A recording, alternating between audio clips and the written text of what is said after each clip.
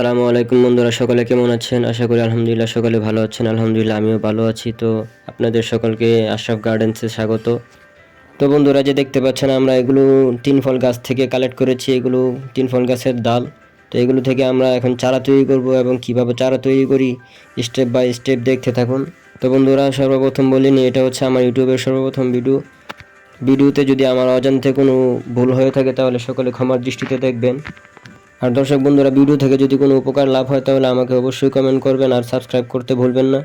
তো বন্ধুরা, সর্বপ্রথম আমরা এই মাটিটা আরও 1 মাস আগে তৈরি করে রেখেছিলাম।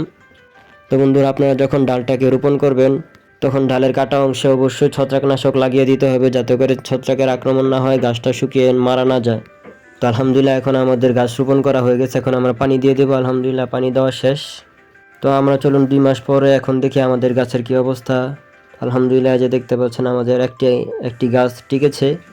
তো আলহামদুলিল্লাহ আমাদের 2টি ডাল টিকেছে আর 2টি ডাল নষ্ট হয়ে গেছে। আর 2টি ডাল নষ্ট হওয়ার কারণ হচ্ছে আমরা যখন গাছটা রোপণ করেছিলাম, রোপণ করার পর ছায়াযুক্ত জায়গায় রাখার প্রয়োজন ছিল। এখন আমরা ছায়াযুক্ত জায়গায় না রেখে আমরা রোদে রেখেছি, তাই আমাদের 2টি ডাল ছত্রাকের আক্রমণে এবং পানির অভাবে নষ্ট হয়ে গেছে। তো দর্শক বন্ধুরা, তোমরা যখন ডালটাকে রোপণ করবে, ডালটাকে রোপণ করার আগে মাটিটাকে অবশ্যই প্রস্তুত করে নিতে হবে। আর ডাল রোপণ করার পর রোদে রাখা যাবে না, অবশ্যই একটা ছায়াযুক্ত স্থানে রাখতে হবে, যাতে করে ডালটা শুকিয়ে না যায়।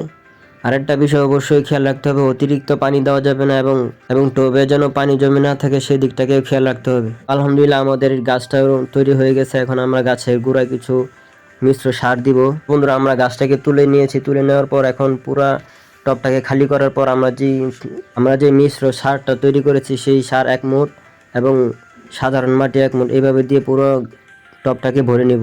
তো বন্ধুরা, তোমরা যদি 3 ফল গাছে অতিরিক্ত ফলন পেতে চাও তাহলে তোমরা প্রতি মাসে অন্তত হাফ কেজি অথবা 1 কেজি ভার্মি কম্পোস্ট গাছের গোড়ায় দিতে হবে এবং অতিরিক্ত পানি দেওয়া যাবে না, সাথে ভিজা রাখতে হবে।